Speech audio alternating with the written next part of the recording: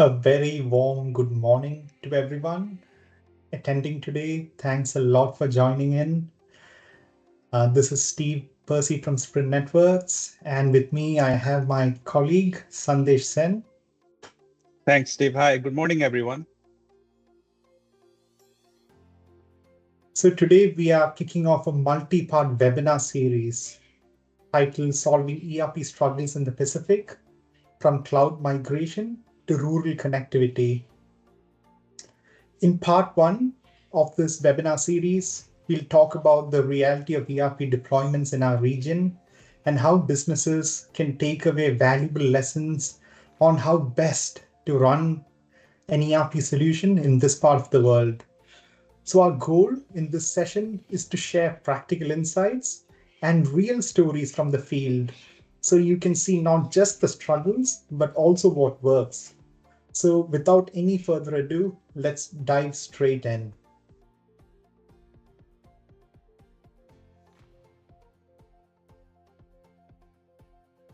So, Steve, is there any echo out there?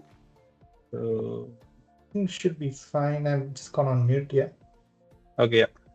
So thanks, Steve. So before we dive in, let me give our audience a quick overview of what we will cover today, right? So first, we'll begin by looking at how businesses in the Pacific region are currently running their ERP system and why that setup often causes problems, right? So from there, we'll talk about the unique realities here in Pacific, things like connectivity, cost, and infrastructure that make ERP access a little bit more challenging. Then we'll dig into the core reason why so many ERP projects struggle, and more importantly, we'll share some real stories from business in the Pacific who were able to turn those struggles into success.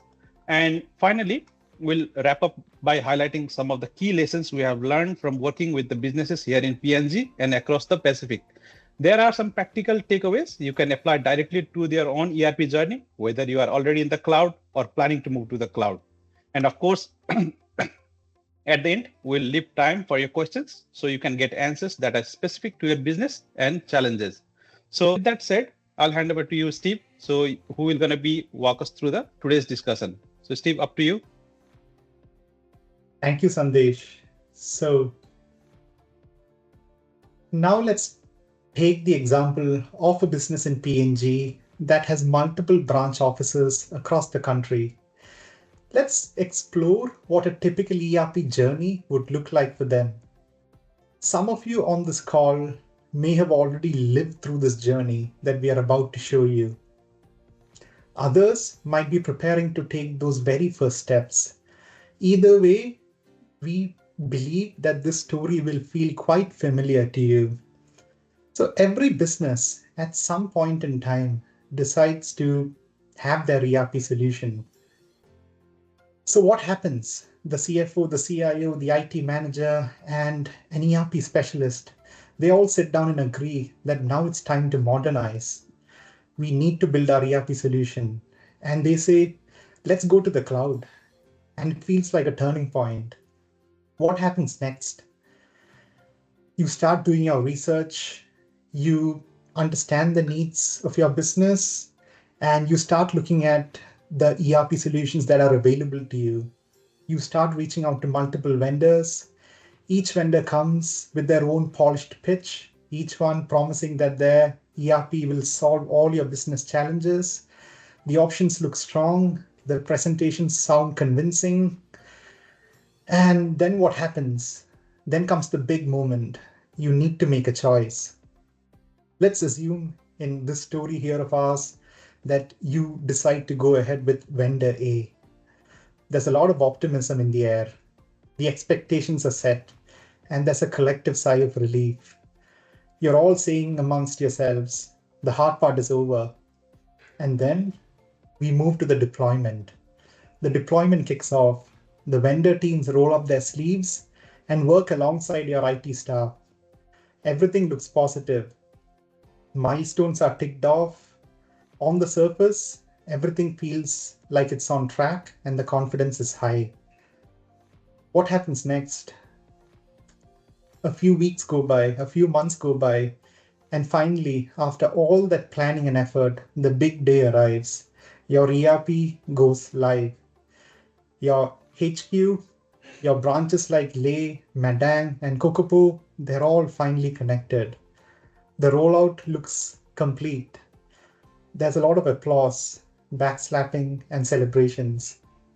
On paper, the project looks like it's a big success. The ERP journey is done. Also, it seems. But here's the question we have to ask. Is it really?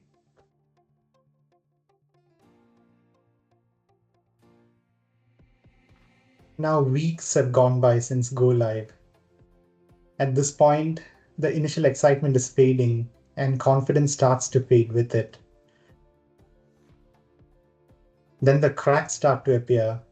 Processes that worked smoothly during testing suddenly begin to slow down, stall, or fail.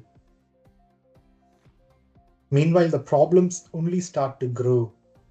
Outages and disruptions spread across locations, transactions freeze, your critical tasks are piling up one after the other, and your staff are complaining. What looked like a success story just weeks earlier starts to feel like a daily struggle. So what naturally happens next? We all know what happens next, right?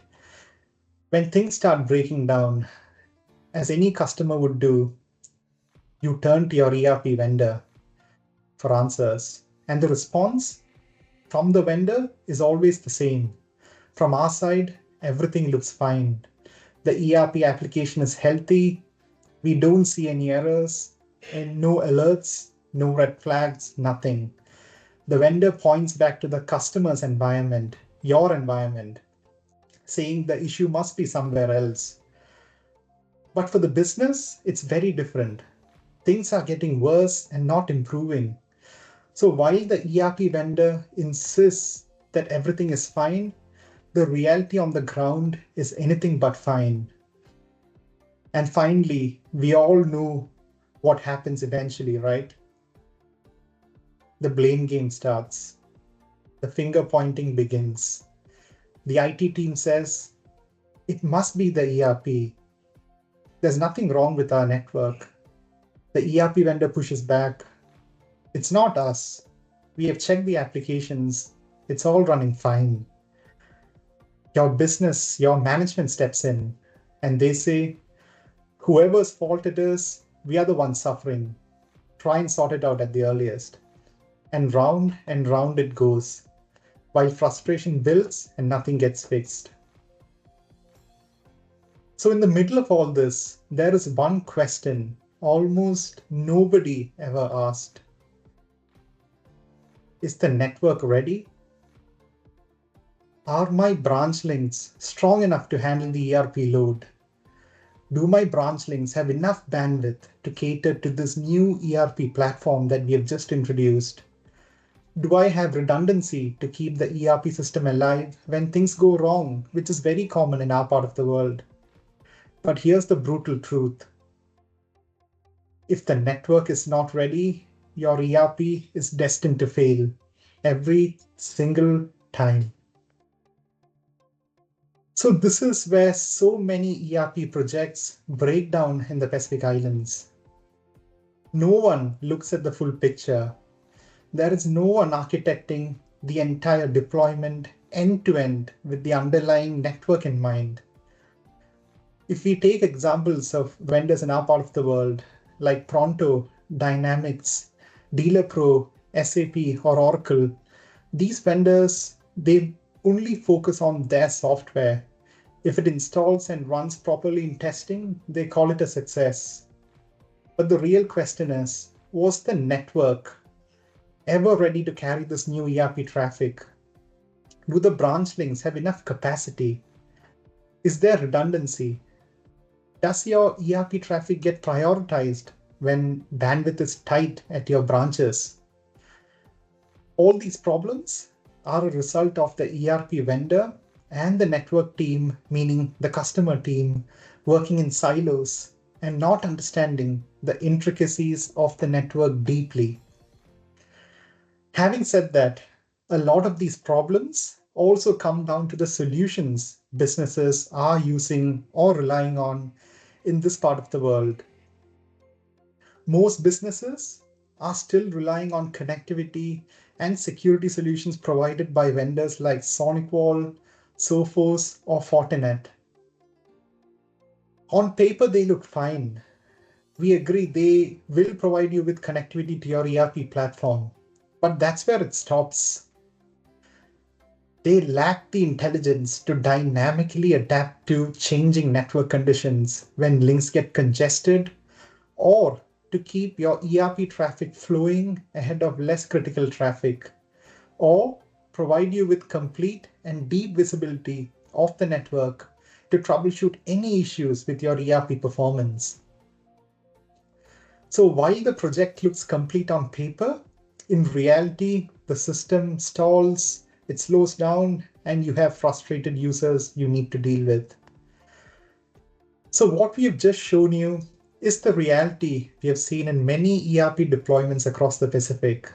The ERP might be live, but the network often becomes the stumbling block. Now, let's turn it over to you. Has your ERP journey been similar? Have you had cracks showing up after your go live with users struggling day to day? Or maybe you've had the opposite experience. You've had a brilliant ERP rollout where everything worked flawlessly end to end. We'd love to hear it, whether it's the struggles or the success stories. You can share them in the chat and we'll take it up at the end. So we have spent the last few minutes talking about the struggles and the challenges, and I agree it's been a bit heavy. But on a lighter note, we also want to share how businesses right here in PNG have turned things around. Because while ERP struggles are real, there are ways forward, and we have seen some great examples. So let's look at how one business in PNG improved their ERP connectivity and what changed for them. Over to you now, Sandesh. Thanks, Steve.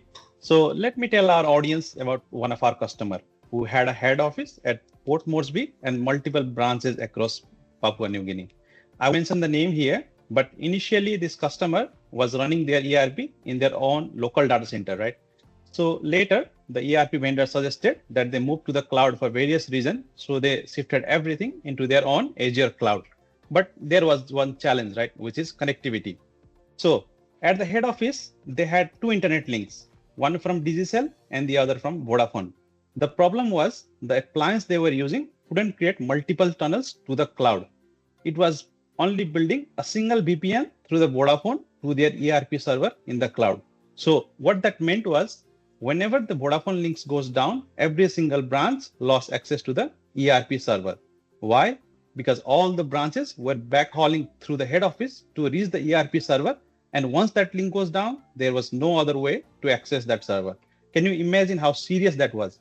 One outage at the head office and suddenly the entire business was cut off. That means that was a huge loss for the business, right? And they actually run like that for a whole year. So once they contacted Sprint Networks, here's what we did. We set them, carefully reviewed the requirement and mapped out the pain point in their existing setup. From there, we redesigned the network to make it more reliable, secure, and flexible. Because they wanted to stay within their own Azure instance, we built our solution around it.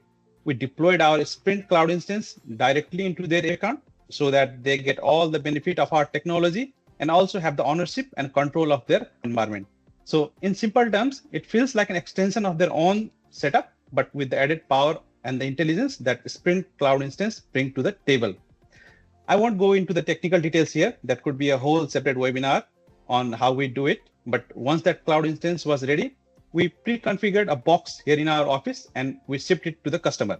So after that, all they had to do was plug in the connection to the right ports, literally just plug and play. Straight away, they were able to access their ERP server across both internet links securely. And even they tested it themselves, right? So remember, Steve, they pulled out one link and within a second, the traffic switched to another links. I mean, there was no downtime, no disruption, just reliable and secure connection. So after that, we also replaced all of his appliance. So now branches like Leh, right, which have good internet connections, can go directly to their ERP server from its local internet instead of backhauling at the Port Moresby. So as you know, that makes access much faster and more efficient than going backhauling to the head office and then from then going to the cloud. But for remote branches like Hagen or Vivek, where the internet quality is not as good as Leh, right? So they still have the options to come back to the head office first and then break out securely to the ERP server. So that way, every branch has the best possible path, whether it's directly to the cloud or through the head office. Once we got everything connected for this customer, we didn't just stop there. We worked closely with them to fine tune the setup. And I think one of the biggest improvement we made was around application prioritization. So in simple terms, we made sure the ERP system, which is the heart of their business, always take priority on the network. That way, so even if the staffs are watching YouTube or scrolling TikTok or even streaming Netflix, right, during breaks, the ERP traffic is never slowed down. For the customer, this means that their day-to-day business app always stay fast and reliable no matter what else is happening on the network. So currently, he got complete visibility across his entire network. He can see exactly what's happening, where the traffic is going, and who is using what applications, right? So his ERP system, which used to be slow and unreliable, now runs fast and consistently every single day. There's no downtime, no outages, and the whole setup is fully secure end to end. And the best part is he no longer has to stress about connectivity, right? So getting in the way of his business. Instead, they can all focus on what really matters, that is growing their business. So that's one of the real story, how we help this customer finally achieve reliable, secure access to their cloud ERP server. But of course, every customer faces different challenges, right? So in fact, we recently worked with another client as well, a private hospital who had a slightly different requirement. So Steve, why don't you share with our audience how we help them get reliable access to their hospital management server? Yes, absolutely, Sandesh. Thank you for taking us through the journey of this customer who has managed to turn around their ERP story. So now let's look at a real story from the healthcare sector in PNG. So this is about a hospital in PNG that digitized their patient data and how they were able to have secure access to it from anywhere in the world. So initially, this hospital had all their patient data stored on premises at their data center. Everything lived inside their data center. Then they took a bold step. They built a brand new hospital management system on AWS and thereby became one of the first hospitals in PNG to digitize their patient data. The result? The hospital staff could now securely access this new cloud-based patient system from within the hospital. That was already a huge leap forward. But then came the next question. How would the remote staff, doctors, admin teams, or specialists outside the hospital access this hospital management system securely? That's where we came in. We provided a secure connectivity solution designed for remote users. So what we did was we provided each of their users with a secure, lightweight, dynamic client to be installed on their end device. This client is protected by two-factor authentication and it connects to a secure cloud gateway, and the traffic gets inspected and scrubbed on the secure cloud gateway. Here's where it gets really powerful. The secure cloud gateway applies zero trust principles for this user's traffic. So it doesn't just check the user, but also the device and the traffic before securely sending it through to the hospital management system sitting on AWS. And the outcome? Whether the staff are inside the hospital or working remotely, they now have the same secure, seamless access to their patient data from anywhere in the world without compromising security or performance.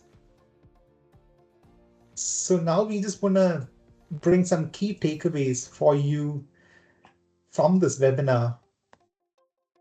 The first one, you can now directly break out your ERP on the cloud with the right setup. So what I mean by that is, if you have a site like Lay that has good, reliable internet connectivity, you do not need to force your ERP traffic to go all the way back to your HQ before reaching the cloud.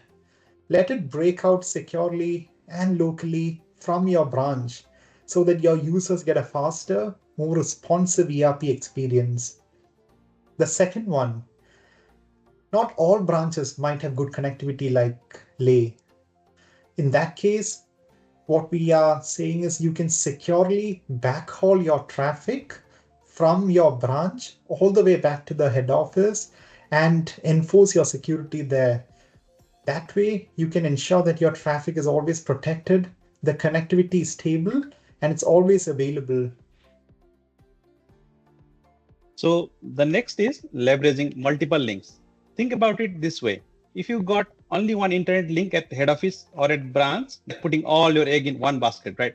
So the moment it fails, everyone feels the pain. But when you got multiple links working together with active load balancing, you always got a backup ready to step in. Now, once the link is sorted, the next question is what traffic gets the priority? Your ERP system is the heartbeat of your business. It always should come first. So things like YouTube or big software update, they can wait, right? And the big piece is visibility. Imagine being able to actually see how your ERP is performing in real time, like no more guessing or waiting for customer to complain, right? You can know exactly what's happening as it happens. And of course, so none of this matters if the traffic is not secured.